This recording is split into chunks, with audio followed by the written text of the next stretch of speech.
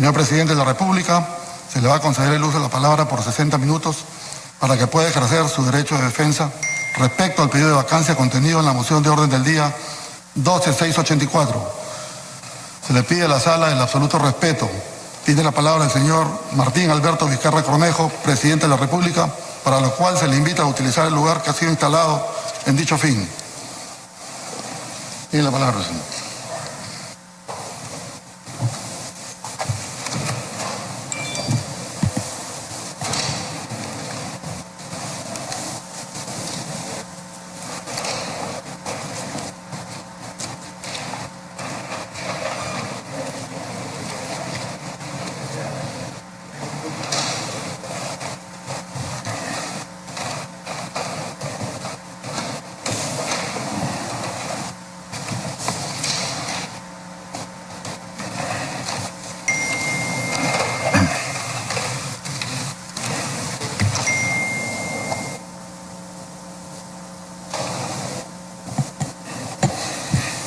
Señor Presidente del Congreso de la República, señores miembros de la mesa directiva, señoras y señores congresistas de todas las bancadas, compatriotas de todo el país. En esta oportunidad, a diferencia de la primera moción de pedido de vacancia, voy a ejercer personalmente mi derecho de defensa. Hoy, 9 de noviembre del 2020, asisto una vez más al Congreso de la República para responder a otra moción de vacancia, exactamente 52 días después de la primera moción. Conmueve saber que existe un grupo de congresistas permanentemente preocupados por este servidor y por su pasada gestión como presidente regional. A ellos les digo, no se preocupen por mí. Aquí estoy dispuesto a esclarecer cualquiera de los hechos que falsamente se me imputan. Preocúpense, preocupémonos por todos los peruanos y peruanas y sus prioridades. Si algo hay por responder, ello se hará en los fueros correspondientes. Siempre he sido muy respetuoso de la institucionalidad e independencia de poderes, estando de acuerdo o no con los temas de fondo. Pero creo fehacientemente que cada poder del Estado tiene una razón de ser y una especialidad. Asimismo, y con la mejor disposición de responder a la urgencia de la solicitud del Congreso de la República, solicité respetuosamente que esta sesión se pudiera llevar a cabo el pasado viernes. Pero ello no se aceptó. A estas alturas, que una crisis política se prolongue resulta contraproducente. En la situación en que nos encontramos, cada día cuenta. Debemos minimizar los riesgos que paralicen el avance y desarrollo de nuestro país. En razón de ello, y porque creo que el pueblo peruano no merece estar en ninguna incertidumbre, menos en las circunstancias en las que nos encontramos, me presento aquí nuevamente ante ustedes. Sin mayores dilaciones, respetando la decisión del Poder Legislativo respecto de esta segunda moción de vacancia que se presenta en mi contra. Aquí estoy, no me corro. Un presidente que asumió el mandato en el marco de la Constitución.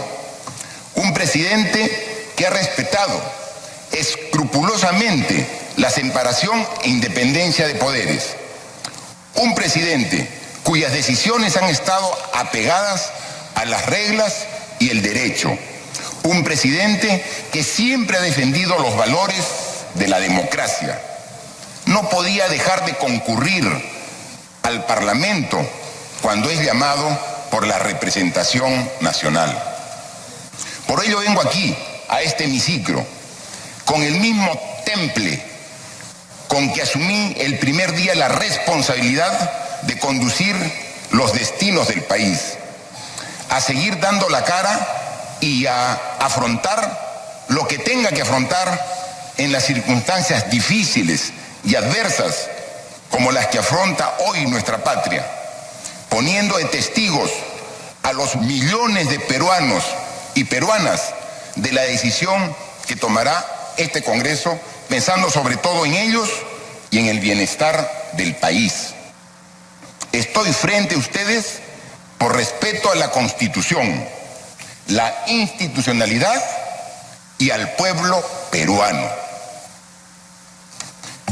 Lo primero que quiero decirles es que este gobierno ha trabajado intensamente, ha desplegado sus mejores esfuerzos, sobre todo en estos casi 8 meses en que los peruanos venimos enfrentando la peor crisis sanitaria de nuestra historia. Una crisis que nos ha costado vidas, empleos y que ha profundizado brechas sociales que por muchos años ha limitado el progreso y desarrollo de miles de peruanos. Con responsabilidad y firmeza, este gobierno tomó medidas drásticas para enfrentar la pandemia. Fortalecimos el sistema de salud y desplegamos acciones de contención que, sumadas al esfuerzo de millones de peruanos, hoy permiten que las cifras de contagio, hospitalizados y fallecidos registren niveles similares a los que existían en marzo, cuando el virus recién llegaba al país. La pandemia también afectó a la economía. Como saben, la adopción de medidas necesarias de contención, el aislamiento, el cierre de fronteras y la restricción de actividades económicas contrajo las cifras del PBI e inversión pública, registrando valores negativos de hasta 2 dígitos cuando la pandemia estaba en pleno auge. Hoy, la recuperación económica del país ya muestra resultados. Las actividades se están reactivando de forma responsable bajo el soporte de un plan económico sin precedentes. Gracias a ello, en agosto, el PBI registró la menor contracción desde el inicio de la pandemia.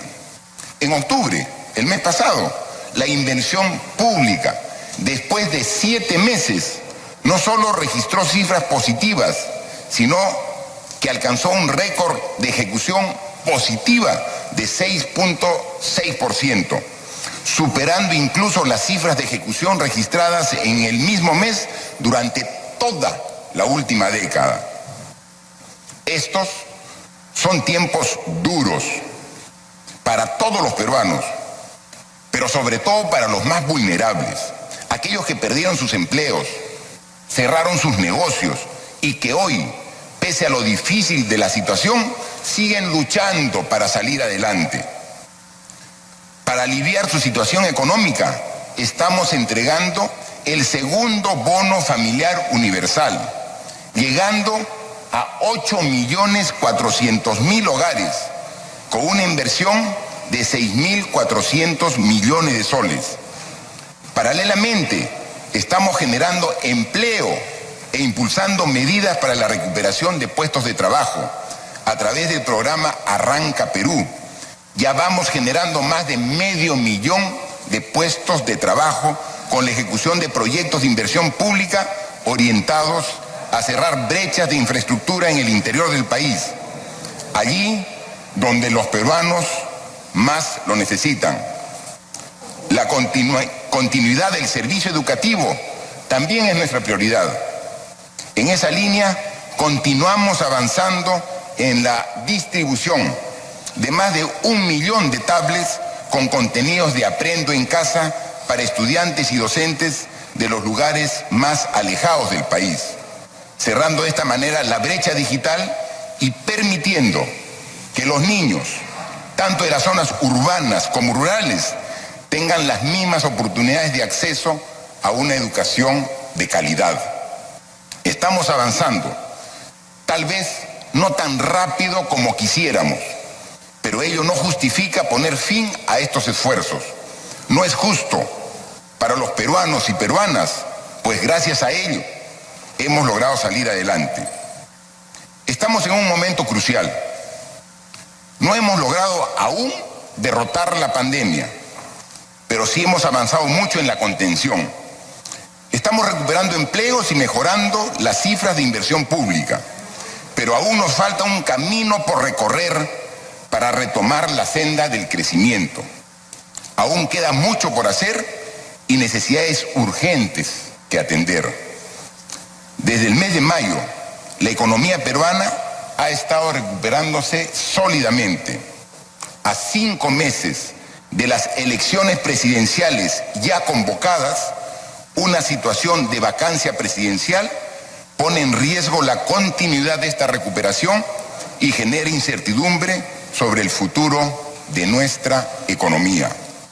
Además de ello, debemos ser conscientes de que una vacancia presidencial incrementaría los temores sobre la viabilidad y la institucionalidad del Perú, y esto traería graves costos económicos. Hemos trabajado por décadas para mantener una economía sana y estable.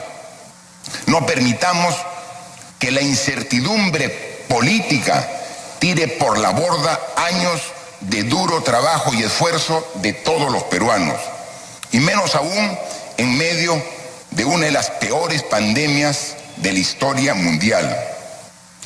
El gran perjuicio que podría darse, no al presidente, no al gobierno, sino a todo el país, es conducirlo a un escenario de imprevisibles consecuencias. Lo peor que podemos hacer justo ahora es sumergir nuevamente al país en un terreno de mayor agitación e inestabilidad.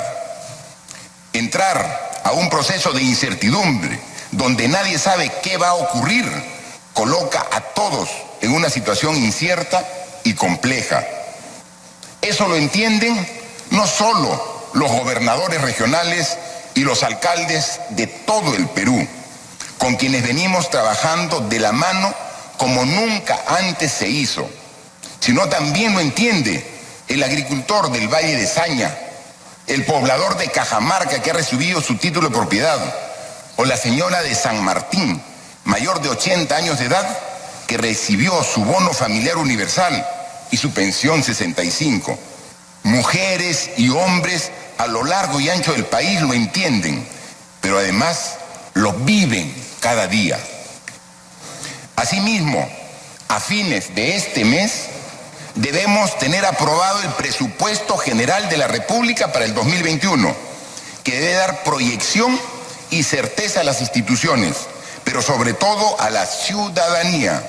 Sin embargo, en vez de concentrarnos en estos grandes temas, estamos aquí discutiendo por segunda vez la vacancia al presidente de la República.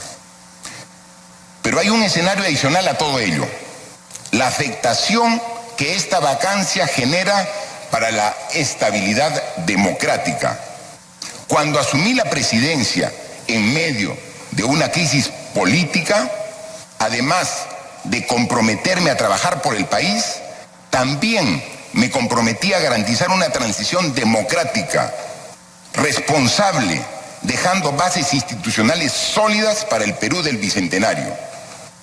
Sin embargo, el logro de este objetivo no solo depende del presidente, del Poder Ejecutivo o de la ciudadanía, que en reiteradas oportunidades han manifestado su apoyo al fortalecimiento democrático. También depende de la voluntad política y el compromiso de sus representantes aquí presentes. Estamos a 5 meses de las elecciones. ¿Qué señal le estamos dando al país?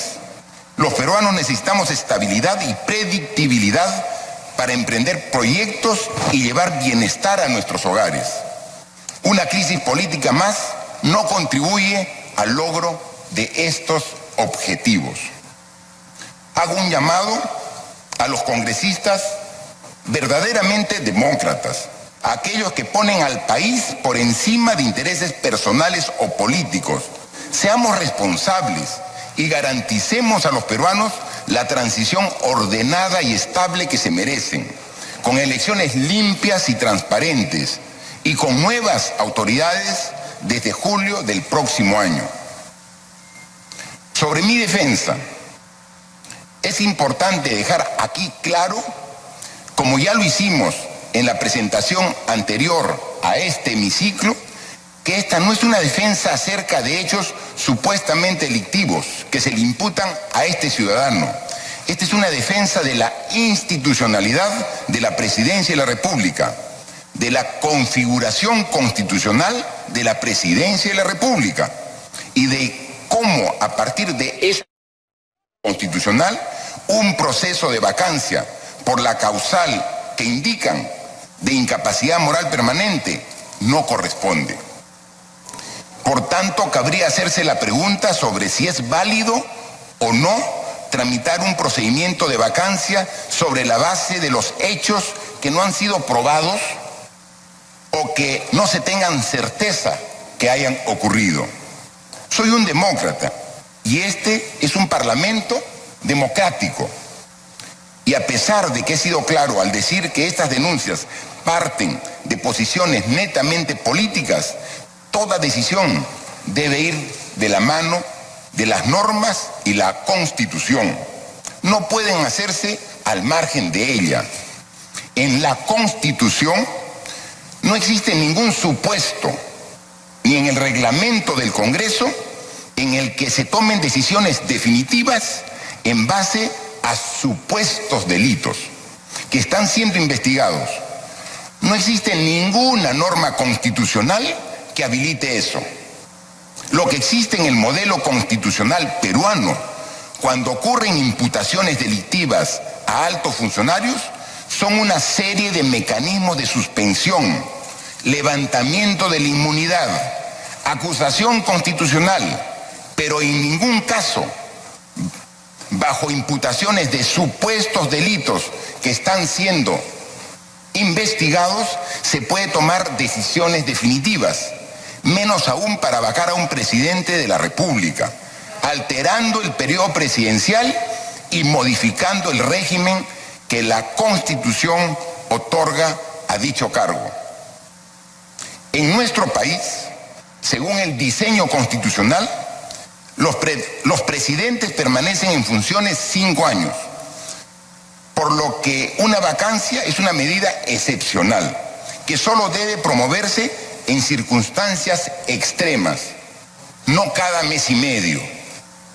No podemos usar este mecanismo cada vez que la confianza del Congreso hacia la Presidencia de la República se vea mellada por un reportaje o una denuncia, o peor aún, que la solicitud de vacancia sea utilizada como una herramienta de control político. Es preciso recordar que la vacancia solo puede proceder por causas objetivas y delimitadas. Para graficarlo mejor, en el caso de la vacancia, ello sucede por muerte, incapacidad física permanente, dejar el país sin autorización, destitución por traición a la patria o impedir las elecciones que ya fueron convocadas. Hay una excepción, la vacancia por incapacidad moral permanente, teniendo que determinarse 2 supuestos: que exista aquella incapacidad moral y que ésta sea permanente. Desde hace 200 años, la solicitud de vacancia ha sido un mecanismo utilizado solo en 3 ocasiones antes de este periodo de gobierno, en 200 años.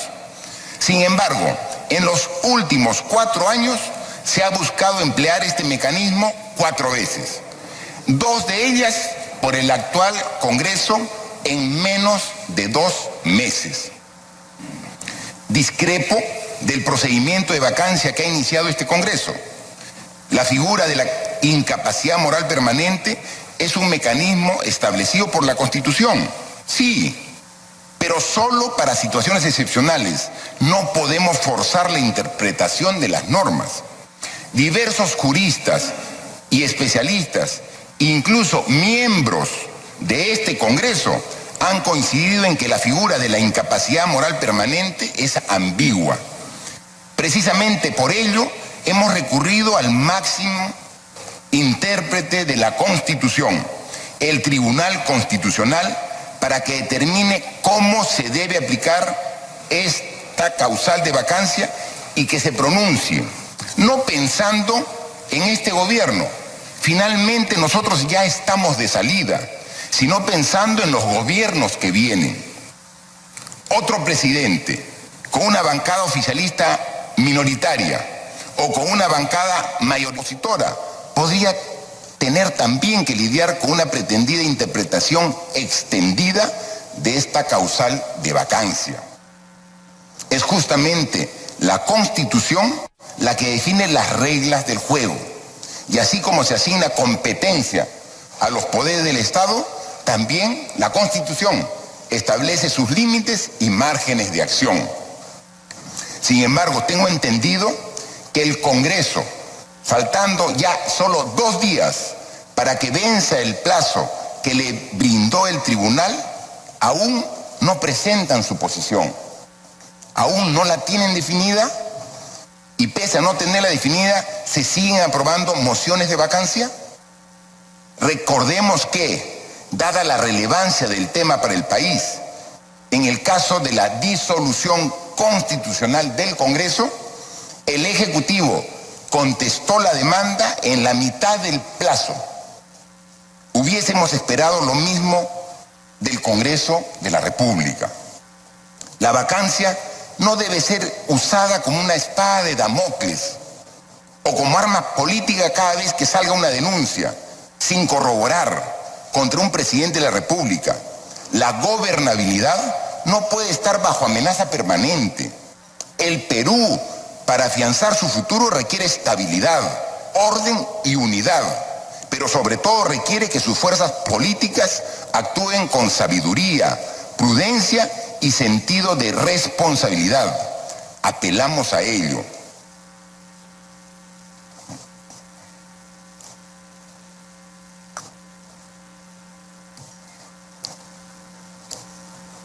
¿Sabe la ciudadanía por qué estoy aquí? ¿Por qué el Congreso debate hoy mi vacancia? La moción 12.684 pide que se declare la vacancia del presidente por incapacidad moral permanente y parte diciendo, comillas, un medio de prensa escrito de circulación nacional ha hecho público el trabajo de su unidad de investigación, cierro comillas. Es decir, la moción que nos convoca hoy aquí está fundamentada en artículos periodísticos. Para ser precisos, 2 reportajes publicados en un diario de circulación nacional. No menciona a ninguna investigación fiscal ni a un proceso judicial, sino a 2 reportajes. En ambos reportajes se hacen públicas declaraciones de aspirantes, repito, aspirantes a colaboradores eficaces que indican que habría recibido pagos indebidos a cambio del otorgamiento de la buena pro para 2 obras realizadas durante mi gestión como presidente regional de Moquegua. 2 obras cuya licitación no estuvo a cargo del gobierno regional, sino de un organismo internacional. Asimismo, el día de ayer anunciaron la difusión de videos bomba y ante su inexistencia terminaron presentando reportajes sobre unas presuntas comunicaciones irrelevantes con un aspirante a colaborador eficaz, descontextualizando conversaciones referidas a otros fines. Seguimos buscándole 5 pies al gato, tratando de darle un halo de ilegalidad a supuestos hechos basados en información incompleta. de investigaciones supuestamente reservadas, pero hablemos un poco más de los casos, que entiendo que es el interés del Congreso y el motivo por el cual he sido invitado el día de hoy. Lomas de Hilo. Las Lomas de Hilo es parte del proyecto especial Pasto Grande, una obra emblemática, sumamente importante para la región Moquegua, equivalente, guardando la diferencia de proporción, a los proyectos de Magis en Arequipa o de Chavimochic en La Libertad. Mi cargo de presidente regional fue de 4 años y esta obra fue una de mis prioridades. La Oficina de las Naciones Unidas de Servicios para Proyectos, UNOPS, por decisión del Consejo Regional de Moquegua, llevó a cabo la licitación de la obra. Esto en aras de la transparencia del proceso. Como presidente regional de Moquegua, no tuve injerencia alguna en esta operación. La empresa Obrainsa, como parte de un consorcio, ganó la licitación del proyecto.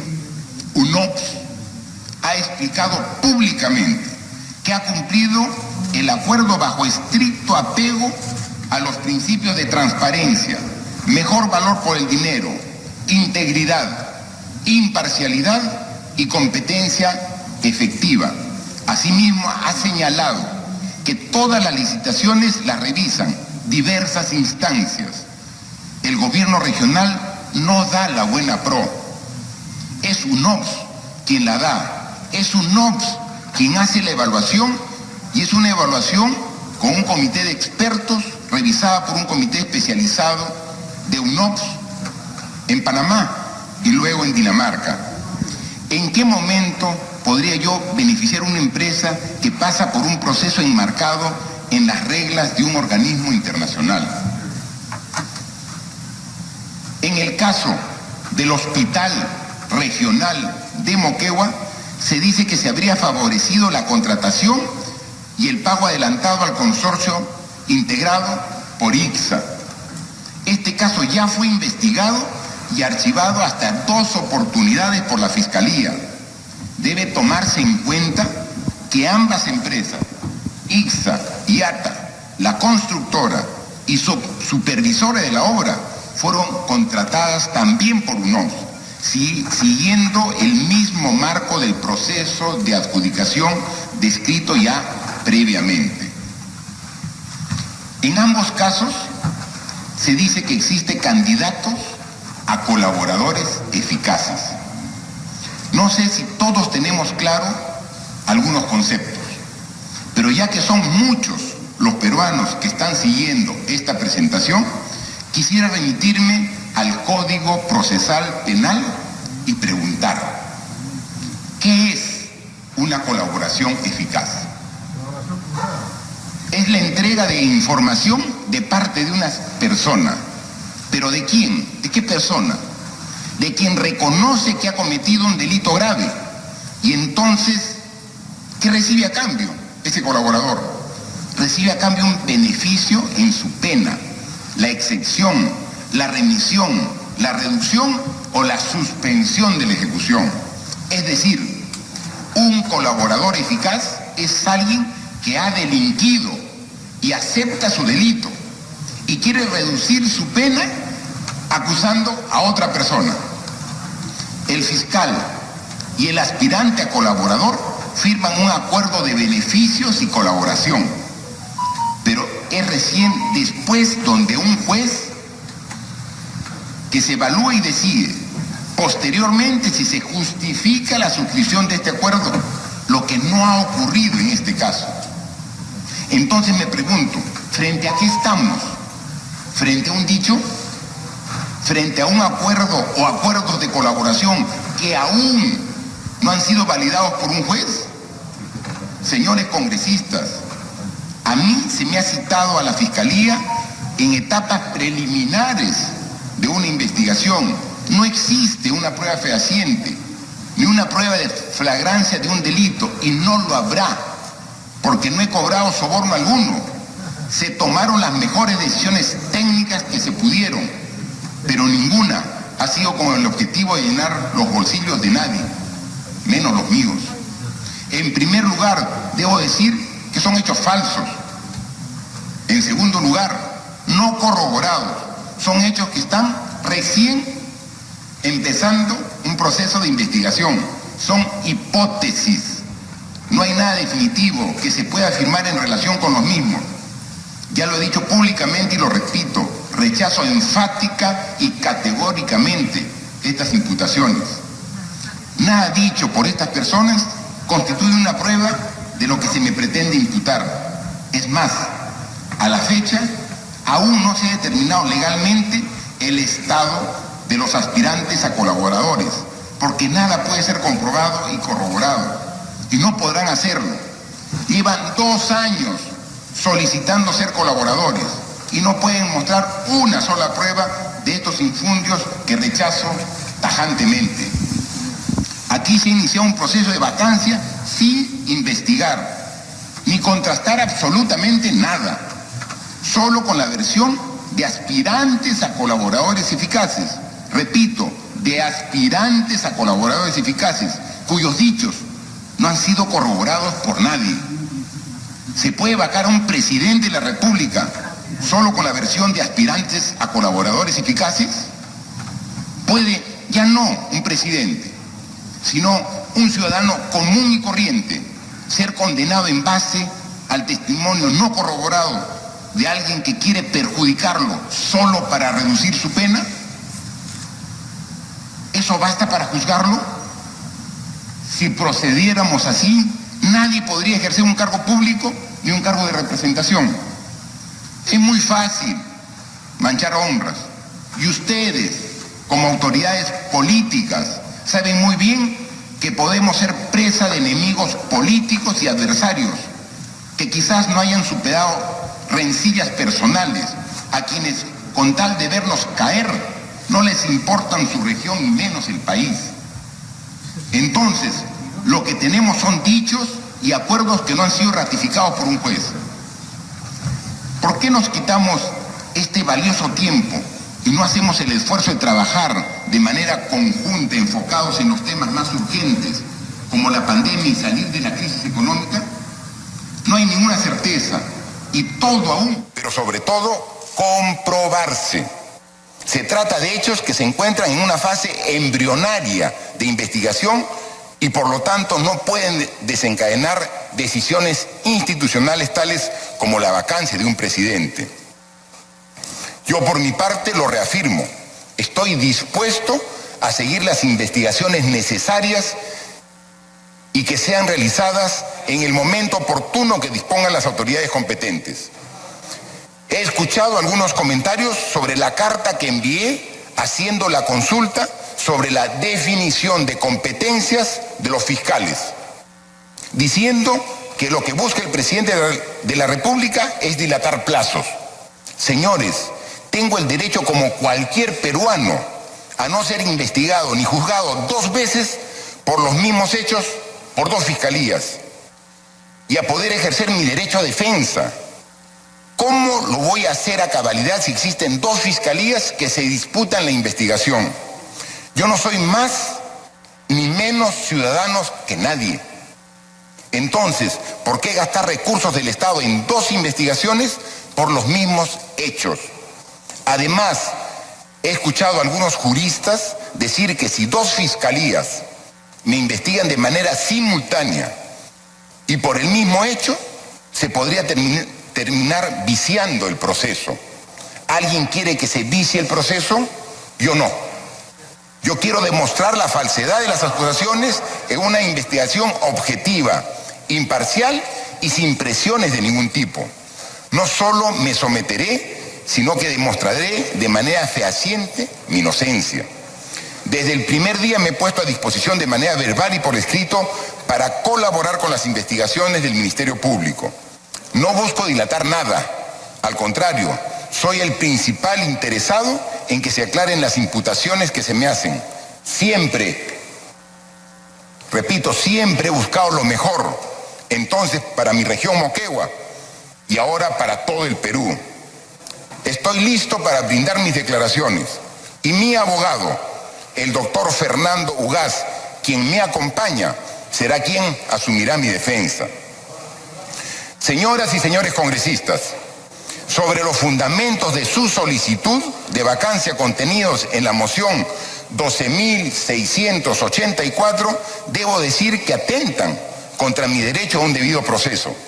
El reglamento del Congreso de la República exige que para tramitar un procedimiento de vacancia se establezcan los fundamentos de hecho y de derecho que sustenten esta causal de vacancia.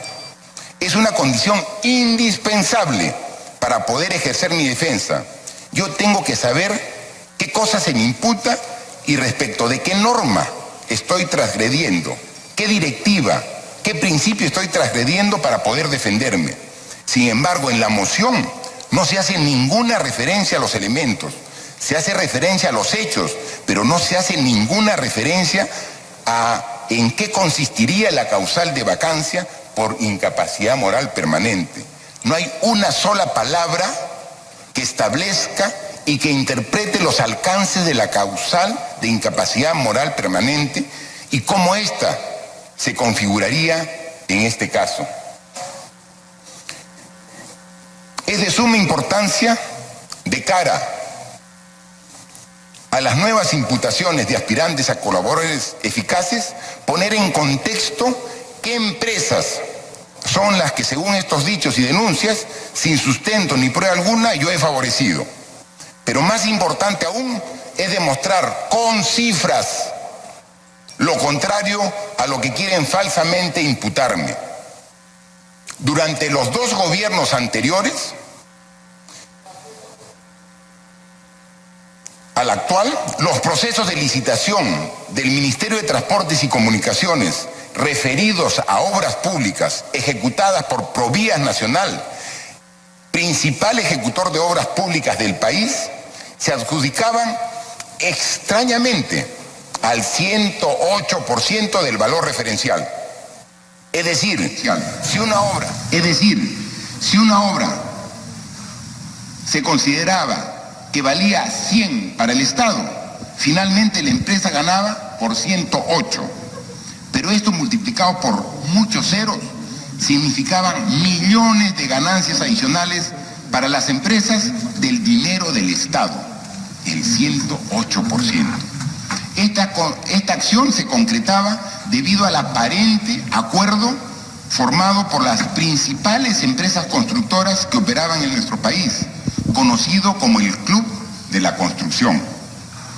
Durante mi gobierno, es más, desde que fui ministro de Transportes y Comunicaciones, las malas prácticas terminaron. Ahora se adjudican obras por montos inferiores al valor referencial, en muchos casos a menos del 90% permitido por ley. 83 contratos de obras durante los dos gobiernos anteriores, cuyo valor referencial total sumaba 11.398 millones de soles, fueron al final adjudicados a 12.286 millones. Si hacemos la proporción, 108%. En lo que va de este gobierno, se han adjudicado 98 proyectos por 8.591 millones de soles, a pesar que el valor referencial global era de 9.763 millones. Todas estas obras han sido adjudicadas a un promedio del 88%. El Estado ahorró con esta acción cerca de 2.000 millones de soles que hemos utilizado para invertir en obras de agua, saneamiento, colegios, postas, es decir, mayor beneficio y servicio a los peruanos y peruanas. Los dos gobiernos anteriores, el promedio de adjudicación de las obras, 108%. Desde el inicio de este gobierno, el promedio de adjudicación de las obras, 88%, 20% menos en comparación con miles de millones de soles ahorrados de estas empresas. Ya las obras no se reparten, ya no hay más acuerdos, las empresas compiten de manera transparente. Han pasado más de 4 años desde que se denunció la existencia de ese famoso Club de la Construcción y más de 2 años desde que se inició la investigación fiscal. Desde mis días como ministro de Transportes y Comunicaciones dispuse que se realicen todos los esfuerzos para que los recursos públicos sean debidamente resguardados.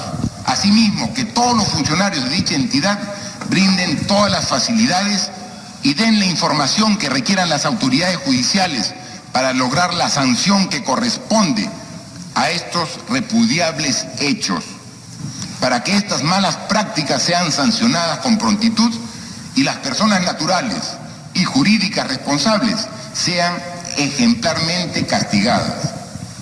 Como pueden apreciar, ICSA y Obra INSA son empresas que forman parte de la investigación por el caso del Club de la Construcción. Sí, ese del famoso 108%. Y al no tener impedimento legal que prohíba su participación en procesos públicos, continuaron participando, pero ahora bajo las condiciones de transparencia, equidad y competitividad, siempre buscando el menor precio que el Estado desembolsa. Entonces, ustedes me podrán responder, ¿de dónde son los aspirantes de colaboración eficaz? ¿Qué intereses tienen? ¿Cómo pueden pretender insinuar que soy allegado a empresas a las cuales se les quitó los beneficios de repartirse obras públicas por encima de los montos establecidos? Entonces, yo soy allegado y supuestamente favorezco o me he visto favorecido de empresas a las cuales se les ha quitado la posibilidad de seguir cobrando cientos de millones de soles como lo hacían antes de este gobierno. Señores congresistas, pueblo peruano, ¿no creen ustedes que estas empresas quisieran tomar acciones en contra de este presidente provinciano, como la mayoría de ustedes, que se atrevió a cambiar las cosas por primera vez?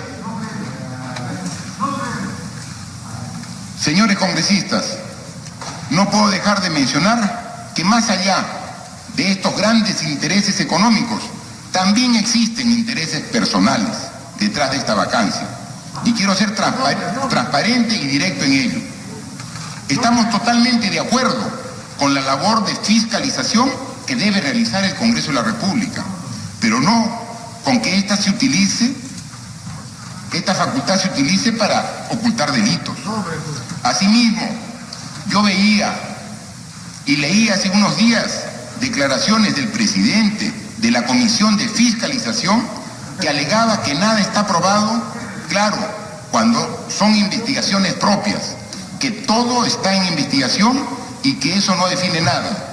Pero cuando se trata del presidente, a pesar de que está en etapa preliminar de investigación, ahí sí se debe dar todo por cierto, presumir culpabilidad sin acusación o proceso iniciado. Todos, en algún momento, podríamos ser objeto de acusaciones. Por ejemplo, se ha hecho público que 68 congresistas tienen procesos en investigación en el Ministerio Público.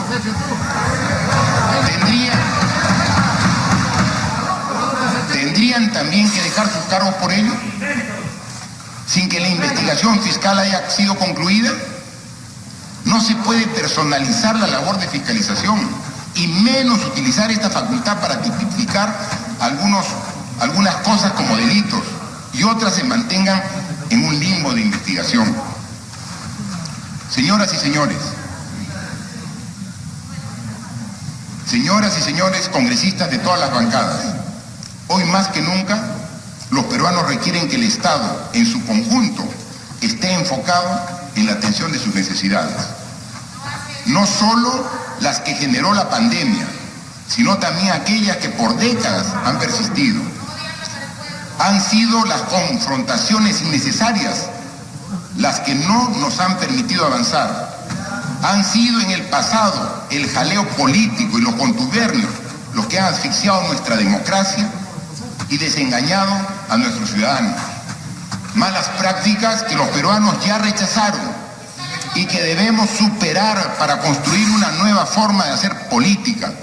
Una política que defienda los intereses del pueblo y no los intereses de los más poderosos. La lucha frontal contra la corrupción y la impunidad no es una lucha solo de un ciudadano ni de un gobierno, es una lucha de todos los peruanos, es una lucha de ustedes y de nosotros. Desde hace más de 2 años la ciudadanía ha abrazado y se ha comprometido con esta causa porque es consciente de que no hay forma de construir un país fuerte y desarrollado sin erradicar el flagelo de la corrupción.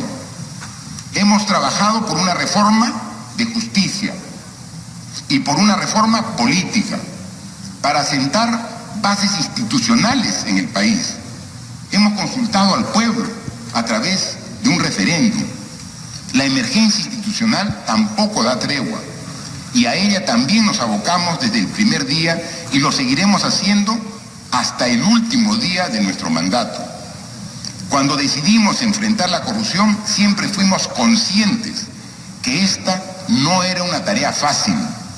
Todo lo contrario, tuvimos claro que era un desafío enorme, complejo, de largo aliento. La corrupción se resiste, la corrupción se camufla, la corrupción ataca. Quienes se sienten afectados por la acción de la justicia o por el repudio del pueblo hacen lo imposible para hostilizar, para acusar, para mentir y para pretender manchar honras. Pero el pueblo peruano es sabio y sabe poner las cosas en su exacta dimensión. Los ciudadanos se han manifestado en reiteradas oportunidades en contra de la corrupción y ha trazado el camino que debe seguir nuestra patria de cara al bicentenario y al futuro. Señor presidente del Congreso, señoras y señores representantes de todas las bancadas, les agradezco por haberme escuchado y por permitirme exponer los argumentos por los cuales este proceso de vacancia, a nuestro entender, carece de sustento, de forma y de fondo y de justificación. Soy un presidente que no fue elegido inicialmente para ese cargo por los peruanos, pero desde el primer día entendí cuál era mi responsabilidad con la historia. Esa responsabilidad es garantizar una transición ordenada y pacífica y defender la gobernabilidad y la democracia. Con esa convicción he venido ante el llamado de ustedes, he venido ante el llamado del Congreso, de un Congreso que fue elegido para abrir una nueva etapa para el país, para dejar atrás los vicios y las malas prácticas que por mucho tiempo han deteriorado la política y para construir a través de las grandes reformas un sistema político más representativo, transparente, eficaz y cercano al pueblo. A puertas del bicentenario, ustedes y nosotros tenemos grandes tareas por terminar de cumplir y debemos hacerlo respetando la Constitución, respetando los periodos de gobierno, respetando la voluntad del pueblo y sobre todo sin poner en vilo al país. Soy consciente que la relación ejecutivo-legislativo durante los últimos años no ha sido la mejor y en eso debemos hacer un mea culpa. Mi objetivo siempre fue brindarle lo mejor a mi país, con firmeza ante propuestas que podían contravenir con lo ya avanzado. Quizás debimos agotar todas las vías del diálogo y construir más puentes entre nosotros buscando salidas más consensuadas. Me apena que pese a que la mayoría de los que estamos aquí tenemos al Perú como prioridad, no hayamos podido unir fuerzas y trabajar de forma conjunta en beneficio de todos los peruanos. Sin embargo, considero que aún no es tarde para hacerlo. Aún quedan retos pendientes que podemos abordar juntos Nuestra patria hoy, más que nunca, nos necesita unidos. Por mi parte, interpongo mis buenos oficios y mi buena voluntad para dejar atrás cualquier rencilla e integrar nuestros esfuerzos en este tramo final. Nuestros ciudadanos no desean ver a los poderes enfrentados. Los peruanos, los más vulnerables, los que están en los hospitales, los que han perdido sus empleos, los que no cuentan con recursos, están esperando la atención del Estado, pero de un Estado que actúe de manera conjunta y concertada. Confío en la madurez, en la prudencia y la responsabilidad de los parlamentarios y de las bancadas que creen y apuestan por la democracia. A 5 meses de las elecciones y a menos de 9 meses del cambio de gobierno, estoy seguro que nadie quiere sumir al país en una situación de mayor incertidumbre que, al final de cuentas, termina afectando a todos los ciudadanos. Una vez más, hago un llamado a la unidad, a la sensatez y a trabajar juntos por el Perú. La historia y los peruanos juzgarán nuestras decisiones. Muchas gracias. Bien, ahí está la exposición, la defensa entonces del presidente de la República, Martín Vizcarra. Ha durado exactamente 50 o 51 minutos para ser exactos. Tenía una hora exactamente para ejercer su defensa.